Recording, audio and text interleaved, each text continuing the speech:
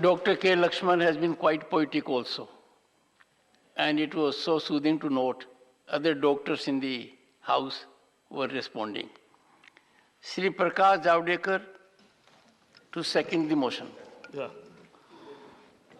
महामहिम राष्ट्रपति जी,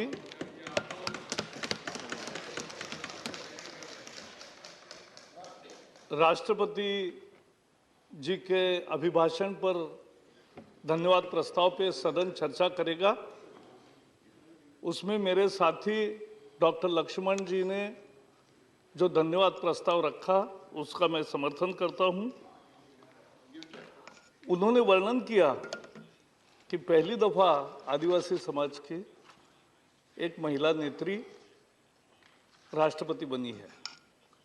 अपने समाज का एक इतना बड़ा हिस्सा 75 साल राह देख रहा था कि ये दिन कब आएगा, और वो दिन आया और 2022 में आया। अंबेडकर जी ने समान वोट का अधिकार दिया। सत्ताधारी कौन रहेगा ये चुनने का अधिकार लोगों को मिला, लेकिन सत्ता में भी भागीदारी होनी होती है। और वो आदिवासी समाज को एक सम्मान का जो स्थान की उनकी अपेक्षा थी वो की। मुझे केवल थोड़ा सा याद आता, आज मैं उस दिशा में नहीं जाना चाहता, लेकिन उस समय भी कुछ अभद्र टिप्पणियां हुई, ये देश भूलेगा नहीं। उनका संयुक्त अधिवेशन में जो भाषण हुआ वो जोशपूर्ण था, सारगर्भित था, मुद्दों से लैस था, देश के तरक्की की चर्चा थी, गरीब के उत्थान का मंत्र था। सबका साथ, सबका विकास, सबका विश्वास, सबका प्रयास, इसका अर्थ स्पष्ट करने वाला यह भाषण था। मैं उनके धन्यवाद प्रस्ताव का समर्थन करता हूं। पिछले 7 साल में क्या क्या पाया देश ने, सबको अभिमान होना चाहिए। हम 9 साल हो रहे, पूरे होंगे मई में, तो ये हम 10वें नंबर की अर्थव्यवस्था थे, 10th in the world economy. Now we are 5th। 7 साल में 5 स्टेप्स, कदम आगे जाकर हम आए हैं। और उसमें एक निश्चित, मुझे तो आनंद लगता है कि जिन्होंने हम पर 200 साल राज किया, उस ब्रिटेन को पछाड़कर हम 5वें स्थान पर आए हैं। ये भी एक महत्वपूर्ण बात है। 14 में हमें फ्रजाइल 5 कहते थे, आज टॉप 5 हो गया। आज दुनिया में इन्फ्लेशन 10% से 40-50% तक भी है, भारत में 6% से कम है। फास्टेस्ट ग्रोइंग नेशन अपना देश है, लेकिन उस पर मैं बाद में बात करूंगा। दुनिया में भारत की प्रतिष्ठा बढ़ी। कोविड को जिस तरह से भारत ने डील किया, सभी देश उसकी सराहना करते। जो देश मार्जिन पर था, आज अनेक क्षेत्रों में नेतृत्व कर रहा है। यह कैसा हुआ, इसका विवेचन इस भाषण में है। उन्होंने शुरू में ही कहा कि यह स्थिर, निडर, निर्णायक और बड़े सपनों के लिए काम करने वाली सरकार है। मैं उसी सूत्र को पकड़ के कुछ चीजें आपके सामने रखना चाहता हूं। स्थिर सरकार 30 साल के बाद आया। 84 में पूर्ण बहुमत वाली सरकार थी, एक पार्टी का बहुमत था। आज 2014 में फिर से एक पार्टी का बहुमत आया, 282 सीटें आई, एनडीए की ओर आई। लेकिन ये जो स्थिरता आती है तब देश तरक्की करता है। जब स्थिरता आती है तो आम जन को फायदे मिलते हैं, और ये स्थिर सरकार के बहुत फायदे होते हैं। ये स्थिरता आई, और ये किसने लाई? भारत की जनता ने लाई। भारत 2019 में 80 करोड़ वोटर थे, अब 2024 में 90 करोड़ वोटर हो जाएंगे। इतना बड़ा लोकतंत्र दुनिया में कहीं नहीं। और एक तरह से मदर ऑफ डेमोक्रेसी जो कहते हैं वो भी इतने सही है कि बसवराज ने जो अनुभव मंडपम चलाया कर्नाटक में, वो लोकतंत्र का एक पहला बहुत अच्छा सफल प्रयोग था। 70% वोटिंग होता है अपने देश में। अनेक देशों में आप देखो जो तरक्की किए हुए देश है, विकसित देश है, 30, 40, 45% वोटिंग होता है। हमारे यहां 70% वोटिंग होता है। सामान्य मतदाता अपने विवेक से और रोबस्ट कॉमन सेंस से सरकार का चयन करती है। यह हमारे भारत का वो अपने परसेप्शन से चुनता है किसको चुनना है। Eminent jurist Nani Palkhivala used to say that in our country illiterate intelligence is more effective than educated incapacity. यह उनका अभिप्राय था उस समय, और वो आज हम देख रहे हैं। सामान्य जनता तय करती है। समाचार पत्र नहीं पढ़ा वो भी वोट देता है। टीवी के पॉलिटिकल डिबेट्स नहीं देखा वो भी वोट देता है। और जिसने कोई राजनीतिक भाषण में कभी नहीं गए, कोई सभा अटेंड नहीं की, वो भी वोट देता है और अपने विवेक से वोट देता है। आई salute the robust common sense of the people of India. इस रॉबस्ट कॉमन सेंस ने अनेक बार राज्य में और केंद्र में सत्ता बदली, ये भी हमने देखा। और अच्छा काम करोगे तो यही सामान्य जनता बार बार आपको अवसर देती है। ये भी हम देखा है और देखेंगे भी, क्योंकि बार बार मोदी सरकार। We should be proud of our vibrant democracy. 30 साल देश ने अस्थिरता का अनुभव किया, उसका वर्णन मैंने किया, बहुत नुकसान हुआ। मोदी राज्य के प्रमुख और देश के सरकार के प्रमुख लगातार 21 साल हो गए। 2001 में उन्होंने 7 दिसंबर को शपथ ली थी। 21 साल पूरे हो गए और 21 साल में हर बार उनको ज्यादा जन समर्थन मिला है और लगातार वो सत्ता में बने हैं। ये एक तरह से लोकतांत्रिक देश में विक्रम है। ये गरीबों का आशीर्वाद मिला। कभी तो सोचो कि क्यों गरीब उनको अपना मानते हैं, गरीब उनको वोट क्यों देते हैं? क्योंकि केवल देश के लिए काम, परिवार नहीं, स्वार्थ नहीं, भ्रष्टाचार नहीं, दिवाली भी सैनिकों के साथ बिताते हैं। तो ये 21 साल में एक दिन भी छुट्टी नहीं, एक दिन भी बीमार नहीं, ऐसा तो किसी ने कभी नहीं देखा। लेकिन लगातार देश के लिए काम करना, और इसलिए उनके लिए हमारे पार्टी में एक नारा है, nation first, party next, self last. लेकिन मोदी जी को मैं देखता हूं तो मुझे लगता है nation first, nation first, nation first, यही उनका तरीका है। मेहनत की राजनीति है, प्रतिभा की राजनीति है, दूरदृष्टि की राजनीति। दूसरा मंत्र अंत्योदय। अंत्योदय में गरीब, पीड़ित, वंचितों का विकास, उपकार नहीं, दया नहीं, केवल कल्याण नहीं, एम्पावरमेंट, सशक्तिकरण, अपने पैरों पर खड़े होकर आगे बढ़ने का अवसर, इसका नाम है एम्पावरमेंट। वर्णन किया लक्ष्मण जी ने कि कितनी सुविधाएं गरीब के घर में आई, पूरा सैचुरेशन एक तरह से उसका बेसिक जीने के जो आवश्यक साधन है। और मैं एक एक उसका दूसरा ही रूप एक भी बताऊंगा। टॉयलेट हुए 12 करोड़। हम जब भी, आप सब लोग जब टूर को निकलते थे, प्रवास में जाते थे, तो हमेशा लोग पानी का लोटा लेकर जाने वाले लोग हम देखते थे। लेकिन अब नहीं दिखता है।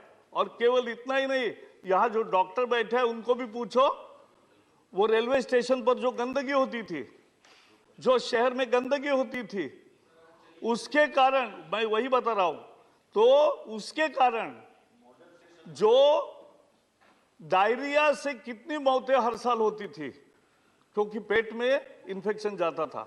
लेकिन अब ये स्वच्छता बढ़ने के बाद और टॉयलेट होने के बाद ये लगभग खत्म के कगार पर है और डायरिया की डेथ नहीं होती। आपके डॉक्टर मित्रों को पूछिए, ये मेरे साथ डॉक्टर बैठे ही है यहाँ। तो हाँ, डॉक्टर भगवत करण डॉक्टर है, इज अ गुड सर्जन। पीछे भी डॉक्टर है, देखो भारती जी बहुत है। प्लीज आप माननीय सभी जावड़ेकर जी, पेशेंट का एड्रेस द इलाज चेयर। करने के लिए यहाँ बहुत डॉक्टर है। माननीय एक प्लीज मिनट, प्लीज मैं जरा आज कुछ विचार जावड़ेकर जी रखना एड्रेस चाहता करिए हूँ। चेयर की तरफ। तो गैस, बिजली, नल का पानी इतनी आसान चीज नहीं है सर। हमने सबने देखा है कि कितनी दूर से महिला लाती थी पानी, अब घर में आएगा। मेरे घर में चौथी तक बिजली नहीं थी, बिजली आई, कितना आनंद आया। नहीं तो लालटेन में हम गुजारा करते थे, लालटेन में पढ़ाई करते थे, वो बदल गया। आयुष्मान योजना से कितनी जिंदगियां, 4 करोड़ लोगों को मुफ्त इलाज मिला है। एक नई चीज बताता हूं, आज तक रूरल एरिया में बीमा कोई लोग खरीदते नहीं थे। Nobody was taking purchasing policies, insurance policies, और नहीं उसका करते थे। लेकिन अब 24 करोड़ लोगों ने बीमा, जीवन ज्योति बीमा और सुरक्षा बीमा योजना, ये दोनों लिया है। Sir, I was serving with bank of Maharashtra. राष्ट्रीयकरण के बाद हम तुरंत लगे थे, गरीब के लिए दरवाजे खुले, ऐसा उस समय बहुत कहा गया। लेकिन फाइनली क्या हुआ, 2014 में जब गिनती हुई तो 50 करोड़ लोग, 47 करोड़ लोग ऐसे थे जिनका अकाउंट नहीं था, और 47 महीने में 47 करोड़ जनधन खाते खुले। ये देश में हुई एक बड़ी क्रांति है, हम भूल नहीं सकते। ये जैम ट्रिनिटी, जनधन, आधार, सर आधार हर एक के पास आया, 130 करोड़ आधार आए। नंदन नीलेकणी ने अपने एक लेख में लिखा है कि आपको मालूम है नंदन नीलेकणी प्रसिद्ध व्यवसायी है, विशेषज्ञ है, कांग्रेस के उम्मीदवार भी थे बंगलोर में और हार गए, आनंद कुमार जीत गए। लेकिन वो आधार के प्रमुख थे। तो मोदी जी ने उनको बुलाया, उन्होंने अपने मोदी एट 20 इस किताब में भी उनका ये लेख है। उन्होंने कहा कि मुझे लगा अब तो मैं इतना भूमिका लिया हूं तो मेरा तो जॉब नहीं रहेगा, दूसरे किसी को देंगे। लेकिन मोदी जी ने कहा कि पूरे 3 घंटे उनका प्रेजेंटेशन लिया और उन्होंने लिखा है कि ये एक मुख्यमंत्री थे, गुजरात के थे, तब भी मैंने देखा उनको विषय समझ रहा था। और उन्होंने कहा कि बाकी सब भूल जाओ, आप ही ये काम पूरा करोगे। तब तक केवल 30 करोड़ आधार बांटते गए थे। उन्होंने कहा 130 करोड़ आधार बांटने तक आप ही काम करोगे, ये मेरा आशीर्वाद। ये this is the difference of leadership. Direct benefit transfer जिसका उल्लेख किया, राजीव गांधी 100 रुपए में 15 रुपए मिलते थे, इसलिए आलाप प्रकट करते थे। लेकिन अब 100 के 100 रुपए जाते, और कितने गए सर? 3 साल में 26 लाख करोड़ रुपए गरीबों के खाते में गए। ये कभी दुनिया में कहीं किसी देश में नहीं हुआ है। 26 lakh crore, not a small amount. और उसमें विशेषता यह है कि अनेक लाभार्थियों के नाम झूठे थे, बोगस आइडेंटिटी कार्ड बनाना, बोगस ये सब अपनी एंट्री करना लाभार्थी में, ये पहले होता था। ऐसे लाखों झूठे लाभार्थी आधार, जनधन और मोबाइल के कनेक्टिविटी के कारण ये सब बाहर हो गए, और ये जो लीकेजेस थे इस तरह के, वो भी खत्म हो गए। गरीब को कौशल चाहिए, नौकरी चाहिए। जिसका उल्लेख किया उन्होंने कि स्वनिधि योजना दी, मुद्रा योजना का मैं बताऊंगा ये, और शिक्षा मिले, शिक्षा अच्छी मिले। जो नई नेशनल एजुकेशन पॉलिसी आई है वो समझने जैसी है। अर्ली चाइल्डहुड एजुकेशन, तीसरे उम्र से लेकर 8वीं उम्र तक उसका पूरा विकास हो, कॉग्निटिव स्किल्स का, क्रिटिकल थिंकिंग का, भाषा का, ये उसके लिए है। उसमें परीक्षा नहीं है, इम्तिहान नहीं है, पुस्तक नहीं है, किताब नहीं, कुछ नहीं। Early childhood education will change Indian education for better in coming years. उसमें जो हायर एजुकेशन है, at the higher education and एक काम हुआ है कि फ्लेक्सिबिलिटी दी है। एक साथ 2 डिग्रीज करने की अनुमति मिल गई, आदेश भी निकल गया। उसके बाद उन्होंने फ्लेक्सिबिलिटी में आपके जो मार्क्स है, 1 ईयर काम किया, 1 साल घर में मदद करने की जरूरत है, आप छुट्टी ले सकते हैं। तीसरे वर्ष में, दूसरे साल में जो आना है वो आ सकते हैं। You have a credit bank also. और कोई इंजीनियरिंग का स्टूडेंट है, उसको म्यूजिक पैशन है, तो उसको ऐसे 20% ऑप्शन के सब्जेक्ट्स लेने का भी चॉइस, पैशन के सब्जेक्ट लेने का भी चॉइस, ये नई राष्ट्रीय शिक्षा नीति में मिला है। तो ऐसे बहुत काम है। बड़े फैसले जिसका उल्लेख किया लक्ष्मण जी ने कि 370 हुआ, इसीलिए लाल चौक में झंडा फहरा सके, कम से कम मान्य करना चाहिए। पहले कुछ दिन तो विवाद भी था, लगाएंगे कि नहीं लगाएंगे, लेकिन मुझे याद है जब मुरली मनोहर जोशी जी गए थे, तब की सरकार ने आग्रह किया था कि मत जाइए, द एटमॉस्फियर विल गेट विशिएटेड। कैसे विशिएट होता? भारत में भारत का झंडा नहीं फहराओगे तो कहां फहराओगे? और अब एक देखो, कांग्रेस के हमारे मित्र सदस्य थे नवीन जिंदल। नवीन जिंदल जी ने एक कोर्ट में याचिका की, वो हमेशा राष्ट्रध्वज सबको हमें बांटते थे, और उन्होंने कहा कि राष्ट्रध्वज लगाने की परमिशन मिलनी चाहिए। 75 साल हुए लेकिन नहीं हुआ था। क्यों नहीं किया? एक नियम बदलना था। नियम यह था कि केवल सरकारी दफ्तरों में 15 अगस्त, 26 जनवरी और परमानेंट भी लगाना है तो केवल सरकारी ऑफिस में, और वो भी सूर्योदय के बाद और सूर्यास्त के पहले निकालना है। ये सब था बंधन। मोदी जी ने एक नियम बदल दिया। आज लाखों दुकानों पर हम झंडे देख रहे, लाखों वाहनों पर झंडे दिख रहे, लाखों घरों पर राष्ट्रध्वज दिख रहा है। अरे ये देश को तैयार करने का एक तरीका रहता है कि देश की देश भावना जो होती है वो जगती है। क्यों नहीं किया? आज पाकिस्तान में घुसकर जो बालाकोट और सर्जिकल स्ट्राइक किया, तो उस पर तो सबूत ना पूछो, मांगो, और विश्वास करो बाद में देना पड़ा यह स्टेटमेंट। एक बड़ी चीज है, फेडरलिज्म का स्पिरिट जो है, राज्यों के साथ न्याय। GST is the only act which has been prepared, drafted, rates decided, and rules are made by all the finance ministers of all the states and central government together. सभी राज्यों ने मिलकर कानून बनाया, सभी राज्यों ने मिलकर यह ड्राफ्ट तैयार किया, नियम तैयार किए और रेट भी तय किए। ये जीएसटी में हुआ। ये पहली दफा भारत ने इस तरह का एक नया फेडरलिज्म का स्पिरिट देखा है। ये आईबीसी कानून हुए, बड़े बड़े बहुत फैसले हुए, सभी राज्यों के साथ न्याय। सर, मोदी जी के सरकार में एक महत्वपूर्ण बात है, किसी के साथ अन्याय नहीं और किसी के साथ भेदभाव नहीं। समझो घर देना है, गैस देना है, कोई भी बेनिफिट देना है, मुद्रा के लोन देने हैं या कोई इकोनॉमिक बेनिफिट देना है, ना हिंदू मुसलमान ना कोई ऐसा देखा जाता, ना रिलीजन, ना सेक्स, ना स्टेट, ना कुछ।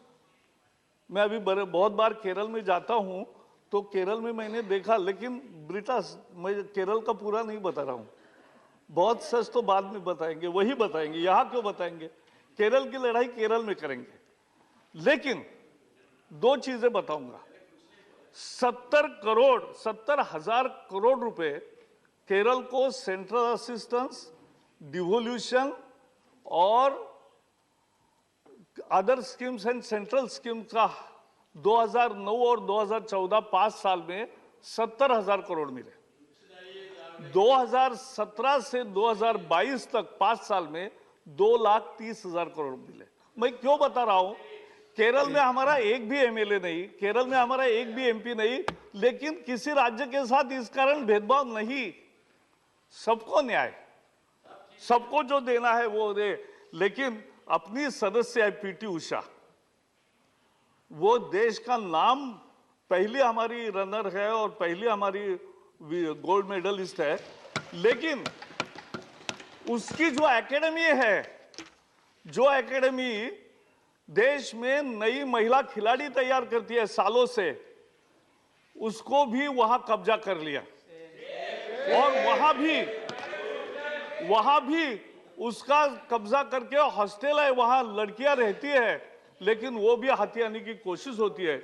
मुझे विश्वास है कि केरल की सरकार भी ध्यान देगी। मैंने कल जॉन ब्रिटास को भी बोला है कि ये ठीक करने की जरूरत है, तुरंत करें। सर, तीसरा मंत्र है सुशासन। मैं कुछ नई चीजें केवल आपके जानकारी में दे रहा हूं, मालूम होगी आपको बहुत सारी, लेकिन कुछ नया होगा इंफॉर्मेशन। एक प्रगति करके कार्यक्रम मोदी जी ने चलाया। क्या है प्रगति? देश में अनेक प्रोजेक्ट्स, इरिगेशन के, रेलवे के, एयरपोर्ट के, सड़कों के, बाकी अनेक इंफ्रास्ट्रक्चर डेवलपमेंट के मूलतः वो 50% काम हो गया, 60% हो गया, 70% हो गया, खर्चा हो गया, लेकिन छोटी कोई दिक्कत है इसलिए वो पूरा नहीं हुआ, उसका बेनिफिट नहीं मिला। आप सर झारखंड और ये दोनों को जानते हैं, कुटकू डैम पर मैं गया था।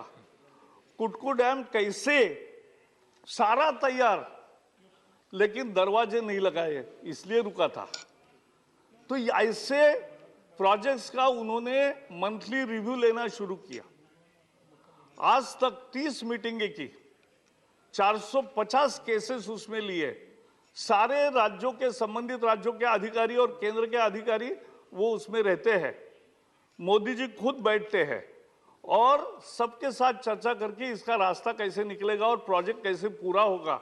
और मुझे आनंद है कि आज तक 300 से ज्यादा प्रोजेक्ट, 15 लाख करोड़ के इन्वेस्टमेंट जो डेढ़ पड़ी थी वो आज पूरे हो गए। ये काम करके दिखाया, ये गुड गवर्नेंस है। ये पार्टी नहीं है, ये वोट बैंक नहीं है, ये कुछ भी नहीं है, ये देश के लिए काम करने का एक हुनर है। एलईडी बल्ब्स, आज सब जगह हम देखते हैं एलईडी बल्ब्स है।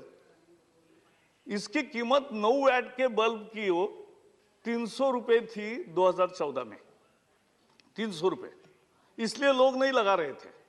उससे ज्यादा 50 रुपए की ट्यूब अच्छी है। लेकिन मोदी जी ने, यानी सरकार ने, उस समय पीयूष गोयल थे वहां, तो सारे उत्पादकों को बुलाया, देश के विदेशी सबको, कहा कि हम 200 करोड़ एलईडी बल्ब लेंगे। कितने? 200 करोड़। बताओ कि कस्टमर को कितना सस्ता दोगे? अनेक उद्योजक मुझे मिले, उन्होंने कहा ऐसा सवाल तो हमने पहले सुना है, नहीं तो हम 200 करोड़ का ऑर्डर देंगे, हमारा क्या? ऐसा पूछने का रिवाज था। लेकिन बदला, लेकिन हमने पूछा कि जनता को कितना कम देंगे। और मुझे खुशी है, the best ever this kind of negotiation brought prices down from 300 rupees to 70 rupees. 70 रुपए में आज मिलने लगा। इतना बड़ा परिवर्तन हुआ और सचमुच सभी बिल्डिंगों में, सभी घरों में। और यह पर्यावरण पूरक है, इससे बिजली खपत कम होती है, इससे लोगों की बिजली में बचत भी होती है बिलों में, और इससे पर्यावरण का फायदा होता है क्योंकि कार्बन एमिशन कम होते हैं। तो ये करके दिखाया। डिजिटल ट्रांजैक्शन सर, आपके कोई भी विदेशी मित्र आएंगे भारत में आने पर वो पहले कहते हैं अरे भाई एटीएम पर कोई नहीं जा रहा है, अभी फोन से ही बिल दे रहे हैं। ये क्रांति है सर। कोविन में कोविड का बाहर के आने वाले अपने कितने भी मित्रों को पूछो कि कोविड का सर्टिफिकेट दिखाओ आपका, उसका कोविड का सर्टिफिकेट हाथ से लिखा हुआ है जो 15 दिन के बाद उनको मिला है। अमेरिका हो, इंग्लैंड हो, यूरोप हो, चाइना हो, कोई भी हो, जापान हो। हमारे यहां कोविड का सर्टिफिकेट 5 मिनट में आता है और वो डिजी लॉकर में डाला तो फिर किसी को बाकी चिंता करने की जरूरत नहीं। ये तरक्की हमने करके दिखाई। We are doing now the largest digital transaction in the world. Sir एक बहुत आपको रुचि आएगी उसमें कि हमारे यहाँ महाराष्ट्र में एक दिन होता है बैलों का पूजन करना होता है, पोड़ा बोलते हैं उसको, तो वो हम करते हैं। तो अब शहरों में तो बैल होते नहीं है, तो वो कोई ना कोई लाता है। तो मैंने कहा कि भाई है क्या, देखो जरा बैल अपने यहाँ कोई आया है तो उसको घास देना है, उसको थोड़ा पैसा देना है तो उसकी रक्षा वो ठीक होगी। तो मैं गया, नीचे गया तो वहां उसके सिंगों में क्यूआर कोड लगाया था। ये यहां तक देश आ गया, क्यूआर कोड से बैल को जो देना है दे दो। तो ये हो सकता है, ये भारत की तरक्की है, डिजिटल प्रोग्रेस। आज गवर्नमेंट ने जीईएम माने गवर्नमेंट ई मार्केट तैयार किया। 4 लाख करोड़ से ज्यादा सरकारी कार्यालयों में जो कागज, पेंसिल, पेन, जो टाइपराइटर, कंप्यूटर, ये जो लेना होता है, इस सबका अब ऑक्शन होता है। 15 दिन में वस्तु आती है। पहले की सारी दिक्कत वाली प्रोसेस खत्म हुई है। कोविड में हमने अद्भुत काम किया, दुनिया ने माना। मुझे याद है चीन में जब जनवरी 2020 में पहला पेशेंट मरा वहां, तो कैबिनेट में मोदी जी ने कहा कि यह संकट गहरा है, यह हमें भी आएगा। और उसी दिन से उनके दृष्टि में पक्का था कि वैक्सीन तैयार करना एकमात्र उपाय है। वैक्सीन, एक ही देश ऐसा है कि जिन्होंने वैक्सीन के प्रमोट करने के लिए, शोध करने के लिए 3-3 हजार करोड़ रुपए दिए। और आज भारत एकमात्र देश है जिनके 4 वैक्सीन आज तैयार है और चारों वैक्सीन आज काम कर रहे हैं। सर याद करिए, जब वैक्सीन अपना तैयार हो रहा था तब फाइजर का आया था, तो कितने नेता उस समय फाइजर फाइजर फाइजर का लो, फाइजर का लो। आज वापस जाके देखो, Pfizer is less effective and more side effects. और कोवैक्सीन आया तो अपने यहां बैठे हुए अनेक सदस्यों ने भी कहा कि ये तो रिस्क में डालने जैसा है जान, और ये तो टेस्टेड नहीं है, ये कि क्या क्या आपत्तियां उठाई।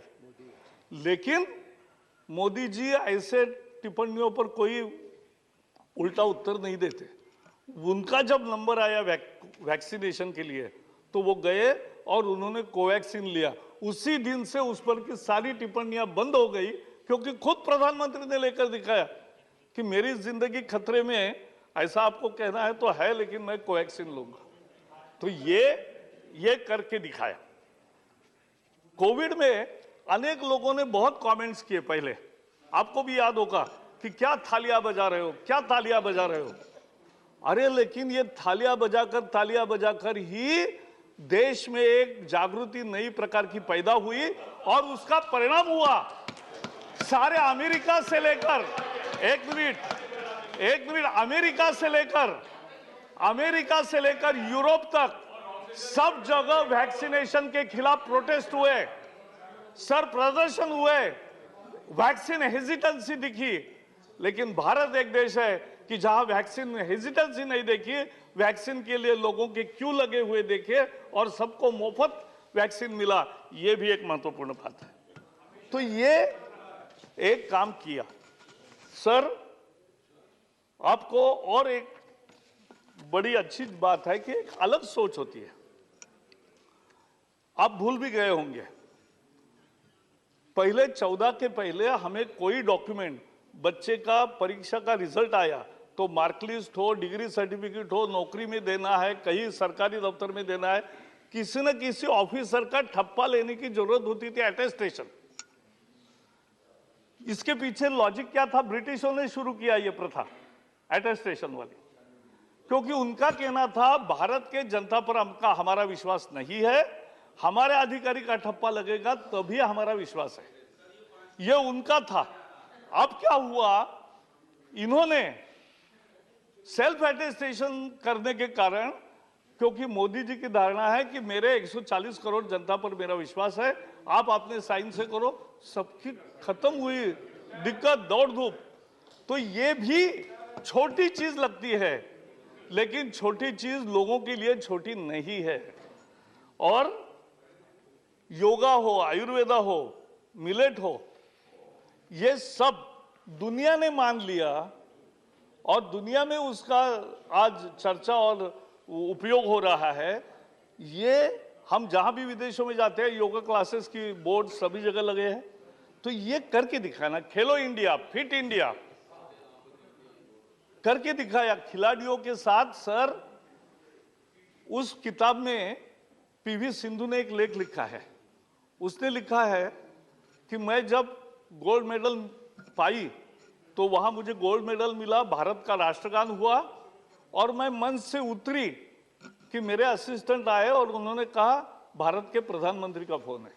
वो बोली, मैं ऐसी गदगद हो गई कि ऐसा प्रधानमंत्री कभी नहीं देखा कि जो मंच पर ही वहां उतरते ही तुरंत उनको फोन करके बधाई दी। और सभी खिलाड़ियों को जिन्होंने मैच जीते, जिन्होंने पदक लाए, ऐसे सबको बार बार अपने घर बुलाकर उनके साथ बातचीत करके नाश्ते पर बुलाना, सम्मान देना, ये एक मॉरल बिल्डअप होता है और वो सपोर्टिव बिल्डअप करना है।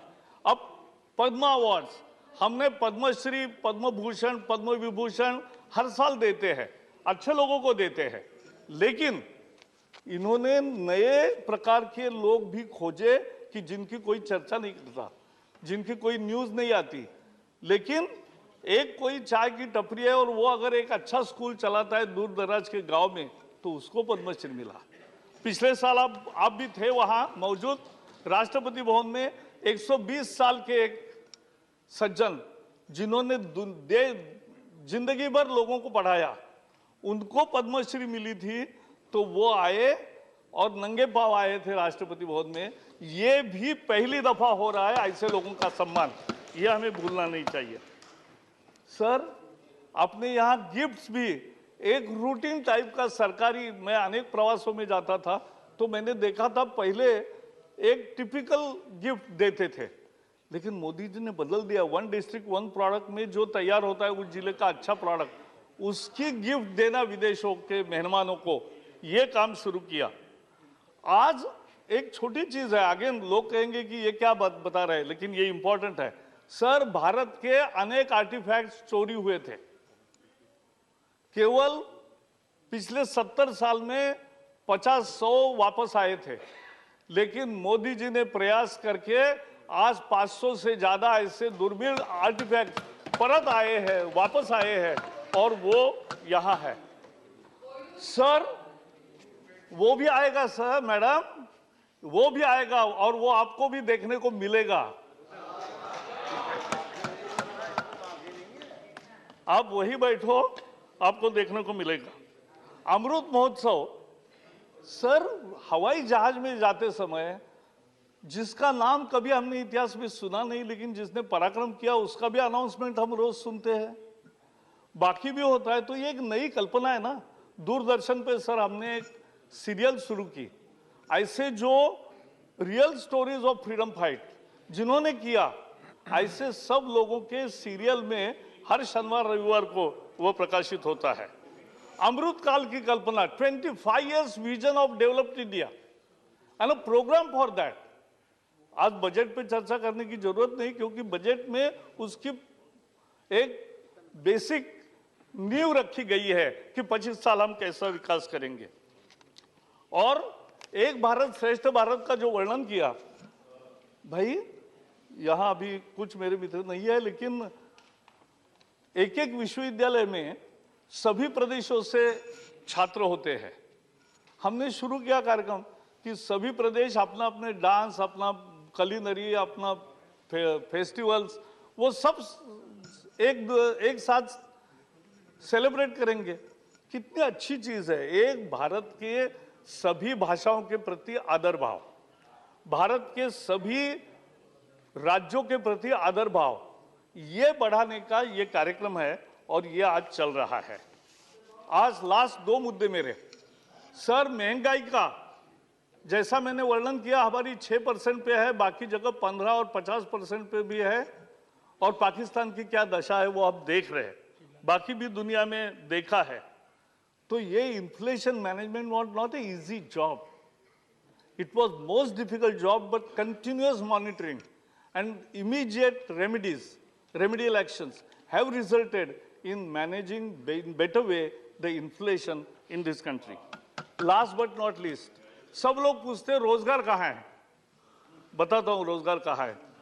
आपके पास लोग आते नहीं क्योंकि लोग रोजगार में है, बेरोजगार नहीं है। तो ये मैं आपको बताता हूँ, PLI सर 4 लाख करोड़ रुपए का प्रोडक्शन लिंक्ड इंसेंटिव ये दिया है। और उससे अब तो सेमीकंडक्टर चिप्स भी, मैं ताइवान गया था 10 साल पहले, तो ताइवान में मैंने देखा एक छोटा सा जिला, लेकिन नहीं उसके पहले आपके समय भी हम जाते थे कहीं कहीं,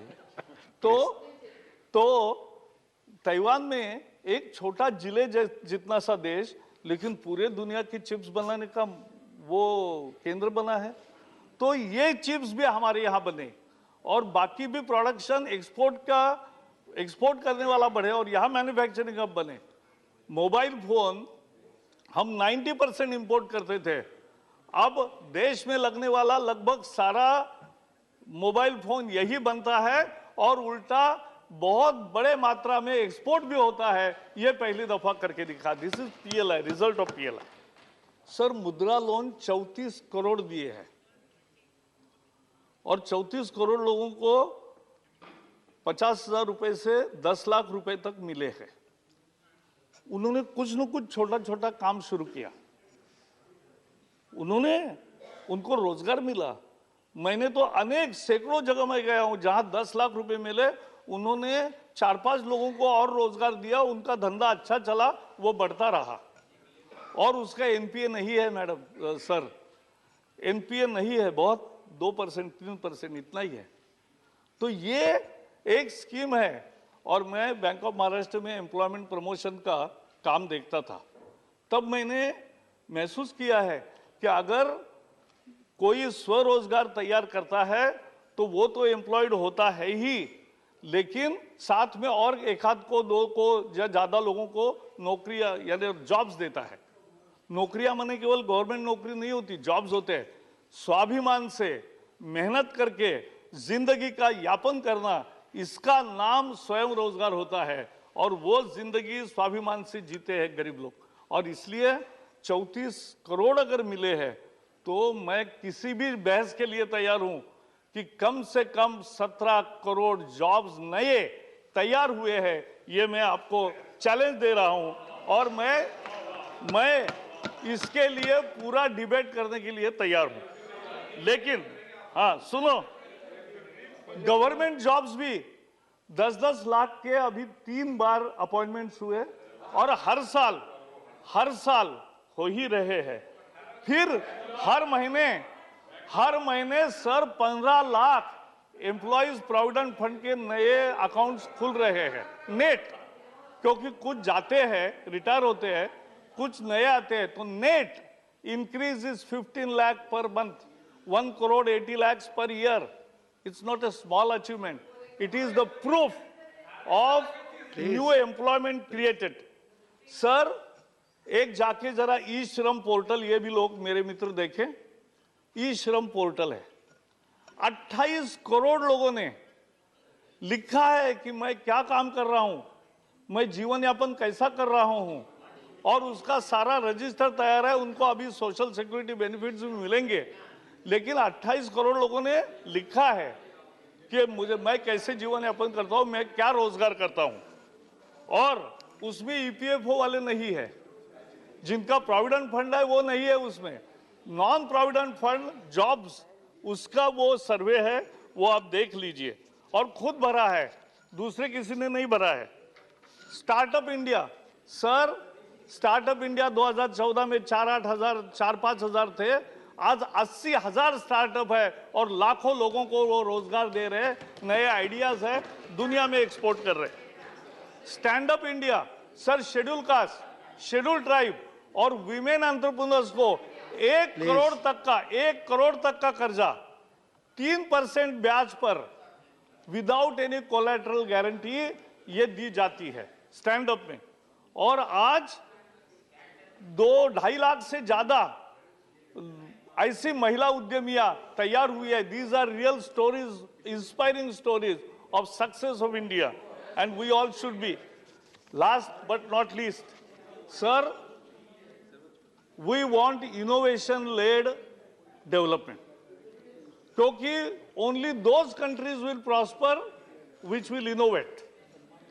मैं स्टीव जॉब्स को मिला था, 2 दिन उनके साथ था, मैं महाराष्ट्र का तब आईटी टास्क फोर्स का चेयरमैन था। तो उस समय आईफोन निकला नहीं था, लेकिन उसकी विजन क्लियर थी। वो हाथ में ऐसा दिखा कि मैं एक ऐसा हैंडहेल्ड तैयार कर रहा हूं कि जो लोगों की जिंदगी बदल देगा और इतने इतने फीचर्स होंगे। हमें लगा ये डे ड्रीमिंग कर रहा है, लेकिन हुआ तो शोध ऐसे ही होते हैं। तो शोध से ही वैल्यू एडिशन होती है, शोध से ही प्रॉस्पेरिटी आती है। So India is entering into a new phase. मैं शिक्षा मंत्री था तब हमने हैकाथॉन शुरू किया। सर आज 12,000 स्कूलों में अटल टिंकरिंग लैब्स है। 6ठी से 12वीं तक के छात्र आर्टिफिशियल इंटेलिजेंस की इक्विपमेंट्स, 3D प्रिंटिंग और रोबोटिक्स के साथ खेलते हैं, प्रयोग करते हैं, कल्पना करते हैं। उनमें जिज्ञासा और जागती है और यही शोध की शुरुआत होती है। और ये शोध, अटल टिंकरिंग लैब, फिर हैकाथॉन, फिर ग्रैंड चैलेंज और फिर एक इनोवेशन की पूरी कल्चर, ये तैयार करना। आज आईआईटीज में जाओ, इंक्यूबेशन सेंटर्स देखो, इतने मस्त है। और महिलाएं भी आती है। आपको पता था महिलाओं की, मैं जब शिक्षा मंत्री था तो एक दिन ऐसा ही विषय निकला, तो आईआईटी में केवल 4% छात्राएं थी। तो मैंने कहा इतनी कम क्यों है? तो बहुत सारी दिक्कतें, हमने सर्वे किया और उसके बाद हमने सुपर न्यूमरिक कोटा दिया।